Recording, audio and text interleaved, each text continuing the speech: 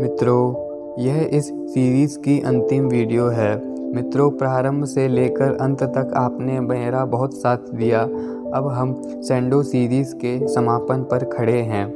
मित्रों, यूजीन सैंडो की मृत्यु संशयास्पद है क्योंकि उनकी मृत्यु के बारे में दो बातें सामने निकल कर आती हैं, जिससे ऐसा आभास होता है कि दोनों घटनाएं आपस में जुड़ी हुई हों।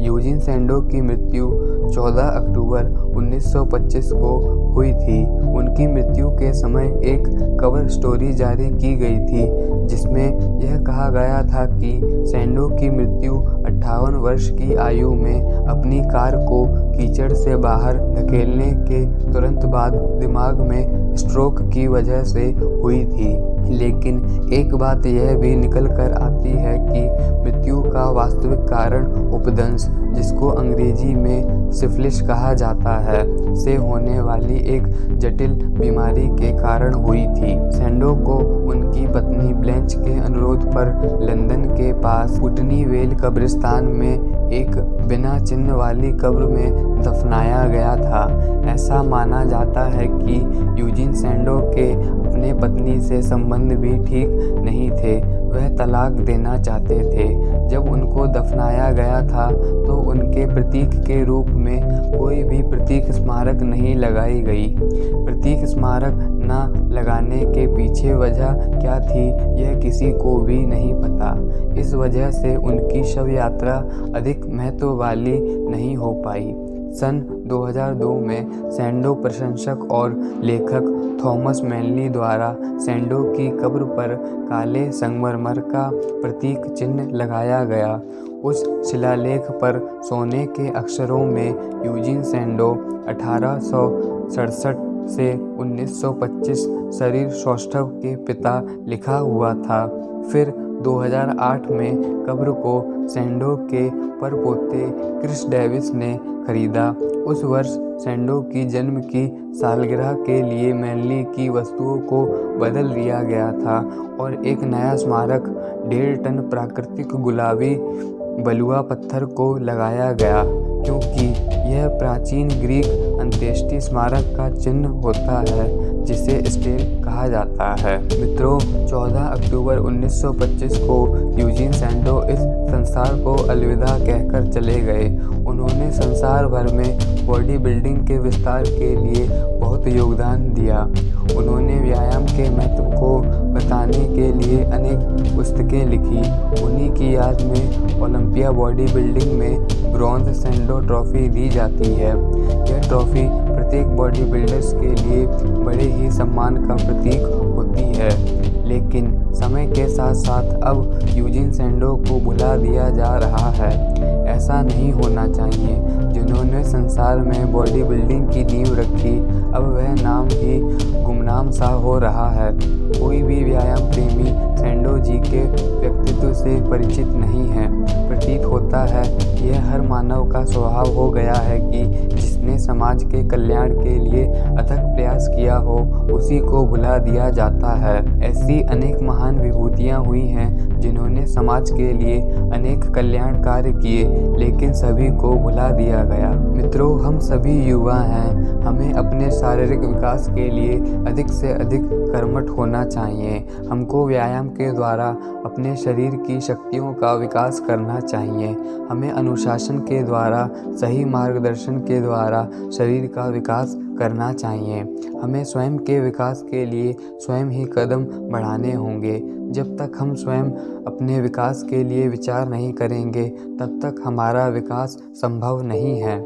मित्रों, ईमानदारी के साथ मेहनत करो, व्यायाम करो और बलशाली शरीर बनाओ। मित्रों, मैंने अपने इस चैनल पर यूजीन सैंडो के जीवन चरित्र से ही शुरुआत इसलिए की थी क्योंकि इनका बॉडी बिल्डिंग के क्षेत्र में बहुत ही अधिक योगदान है। इन्होंने व्यायाम के विस्तार के लिए अथक प्रयास भी किए। इन्होंने संपूर्ण देश भ्रमण करे ताकि व्यायाम को लेकर अधिक से अधिक व्यक्तियों को जागरूक किया जा सके। अतः इनका चरित्र वास्तव में सराहनीय है। मैंने अपने जीवन में सबसे पहले इन्हीं पहलवान के चरित्र को सुना था, इसलिए मैं इनसे अधिक प्रभावित रहा हूँ। मैंने यूजीन सैंडो के संपूर्ण विषय की चर्चा की है। इस विषय को कोई भी नहीं बताएगा। मैंने बड़े ही प्रयास और मेहनत करके यूजीन सैंडो के संपूर्ण जीवन चरित्र को विस्तार सहित बताया है। और सबसे महत्वपूर्ण बात तो यह है कि इस सीरीज़ में जो व्यायाम बताए गए हैं वह शक्तिशाली बनाने वाले व्यायाम हैं, जिनको यदि आप करोगे तो विश्व में सबसे अधिक शक्तिशाली बन जाओगे। बस बात करने की है। यह व्यायाम उन्हीं के लिए हैं जो वास्तव में शक्तिशाली होने की दृढ़ इच्छा करते हैं। लोग शक्तिशाली बनने के लिए यूट्यूब पर ना जाने क्या क्या सर्च करते हैं और ना जाने कौन कौन सी दवाई और पाउडर को दिखाया जाता है। वास्तव में ताकत तो व्यायाम और लगन से ही आएगी। इसके अतिरिक्त और कोई साधन नहीं है। काश मुझे यह व्यायाम 4 साल पहले पता होता। तब से लेकर अब तक मेरी शारीरिक स्थिति कुछ और ही होती और मेरी शक्ति भी चरम पर होती। पर मैंने सुना है कि जो मिलता है समय पर मिलता है।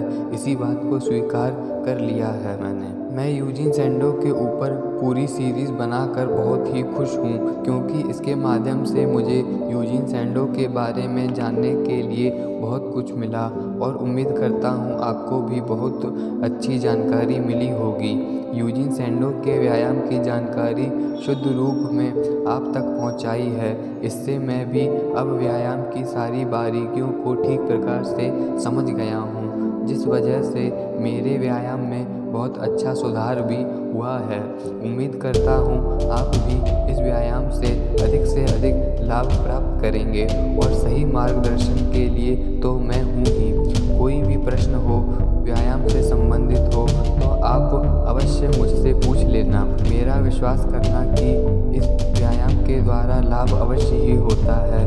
अब कोई भी सैंडो व्यायाम नहीं करता है। सबके सब भारी से भारी डंबल के साथ व्यायाम करना चाहते हैं, लेकिन यह व्यायाम उन्हें शक्तिशाली नहीं बनाएगा। परंतु यह जो यूजीन सैंडो व्यायाम है यह अवश्य ही उनको महाशक्तिशाली बनाएगा। लेकिन यह जो यूजीन सैंडो के व्यायाम है यह उनको महाशक्तिशाली बनाएंगे। मैंने स्वयं ही इस व्यायाम के लाभ को अनुभव किया है और जो बहुत ही अद्भुत रहे हैं। मैंने अपने इन अनुभव और लाभों को एक अलग से पुस्तक में भी लिखा है, ताकि आने वाले समय में मैं आपके साथ इन लाभों को साझा कर सकूं। तो मित्रों, मैं उचित समय देखकर इन लाभों, अनुभवों और सावधानियों पर पूर्ण रूप से चर्चा करूंगा। जितनी मेहनत आप जिम में करते हो, यदि उतनी मेहनत आप इस सैंडो व्यायाम में करने लगे तो सच बताता हूँ कि आप वास्तव में नेचुरल रूप से शक्तिशाली बनोगे। कोई भी आपको हरा नहीं पाएगा। मैं तो बस आपको कह सकता हूँ, बाकी करना तो आपको ही है। आप प्रारंभ तो कीजिए, फिर धीरे धीरे व्यायाम करने की लगन लग ही जाएगी। इसी के साथ मित्रों, मैं आपको अलविदा कहता हूँ। मिलते हैं एक अन्य सीरीज़ की शुरुआत में, जहाँ पर हम किसी अन्य शक्तिशाली स्ट्रॉन्गमैन की विस्तार पूर्वक चर्चा करेंगे।